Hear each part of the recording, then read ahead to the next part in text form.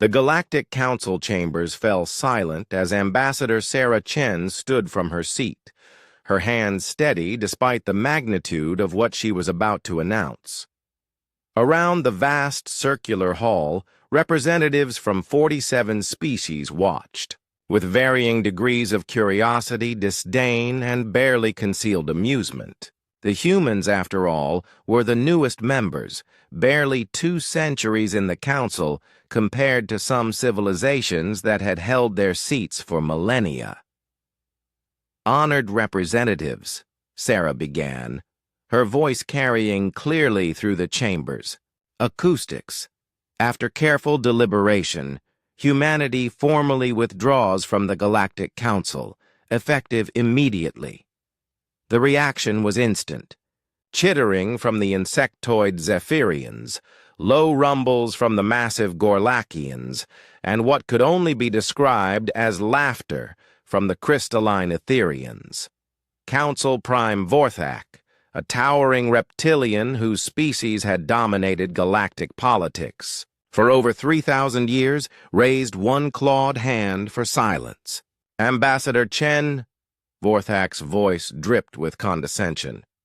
"Surely you cannot be serious. Your species barely understands interstellar politics. You propose to navigate the galaxy alone?" Sarah's expression remained calm. "We've learned much during our time here, Prime Vorthak. Perhaps more than you realize." "Learned?" The Etherian representative's crystalline form pulsed with amusement. "You've learned your place.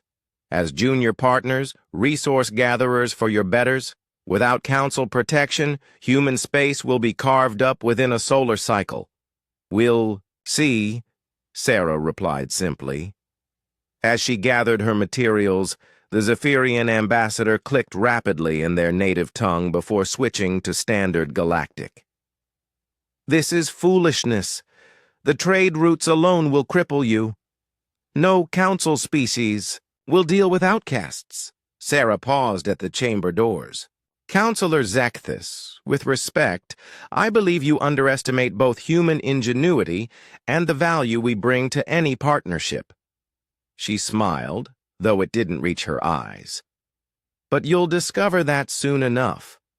The doors sealed behind her with a definitive hiss. 6 months later, emergency sessions were rarely called in the Galactic Council. The last had been when the Devourer Plague threatened the Outer Rim worlds. Today, however, Prime Vorthak found himself staring at reports that made no sense. "Repeat that," he ordered the trembling aide. "Sir, human merchants are offering goods at prices 30% below council standard. Their technology—" The aide hesitated.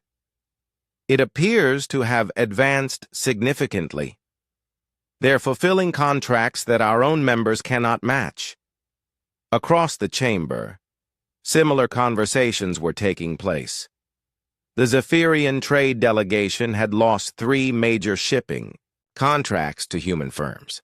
The Gorlakian mining consortium faced competition from human asteroid operations that somehow processed ore twice as efficiently. Even the vaunted Etherian information networks found themselves outpaced by human data systems. "How is this possible?" demanded Counselor Zekthis, his antennae quivering with agitation. "They were barely spacefaring when they joined us." Prime Vorthak's aide cleared his throat nervously.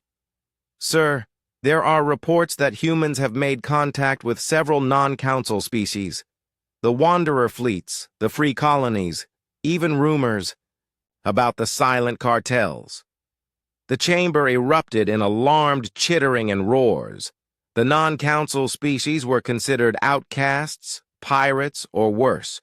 Chaotic elements that the Council had spent millennia containing or avoiding. "Surely they wouldn't dare," began the Etherian representative. "Sir," the aide continued, "there's more. Human diplomatic envoys have been spotted in the neutral zone. They appear to be organizing some sort of alternative structure." 1 year later, The human delegation returned to council space not as supplicants, but as representatives of something unprecedented, the Free Trade Alliance. Sarah Chen, now bearing the title of Alliance Speaker, stood before the same chamber she'd walked out of a year prior. But this time, she wasn't alone. Behind her stood representatives of 63 species. Many the council had never even heard of.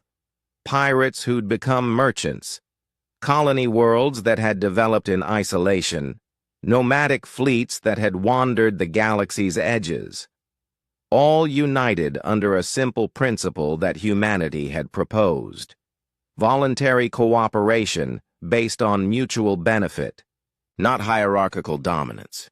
"Prime Vorthak," Sarah said, her voice carrying new authority. "The Alliance extends an offer of equal partnership to any council species wishing to join our network." "Equal partnership?" Vorthak's voice cracked slightly. "We are the Galactic Council. We have maintained order for millennia." "Order built on stagnation," replied Takesh, a reptilian captain whose species had been dismissed as primitive raiders by the council. "While you debated trade regulations for decades, humans showed us how to build better ships in months." Sarah stepped forward. "The council maintained stability by suppressing innovation, controlling trade routes, and keeping species dependent. Humans simply asked a different question: what if we worked together as equals instead of subjects and overlords?" The numbers spoke for themselves. Alliance trade had grown by 400% in 12 months. Technological advancement had accelerated across member species. Even conflicts had decreased as trade made war economically disadvantageous. "This is chaos," protested the Etherian representative. "Without proper oversight, without hierarchy." "Without the Council's permission," interrupted Captain Takesh, with what might have been amusement. "We've achieved more progress in 1 year than your organization managed in a century." Sarah watched the council representatives process this reality. Several junior members were already whispering among themselves, calculating, evaluating, considering their options. "The offer remains open," she said finally. "Equal voice, equal representation, equal opportunity. But the time for junior partnerships and supervised development is over. The galaxy is big enough for new ideas." As she turned to leave, Sarah caught sight of the council's junior members, species that had spent centuries in the shadows of the great powers. The hunger in their eyes was unmistakable. The universe was changing, and humanity had simply asked the right questions to accelerate what was already inevitable. Behind them, in the great chamber, the age of the Galactic Council's absolute authority was ending, not with conquest or war, but with something far more human: the irresistible power of a better idea. The day humanity departed the Council was indeed the day the universe changed, not because humans were superior, but because they dared to imagine it could be different. And sometimes that's all it takes.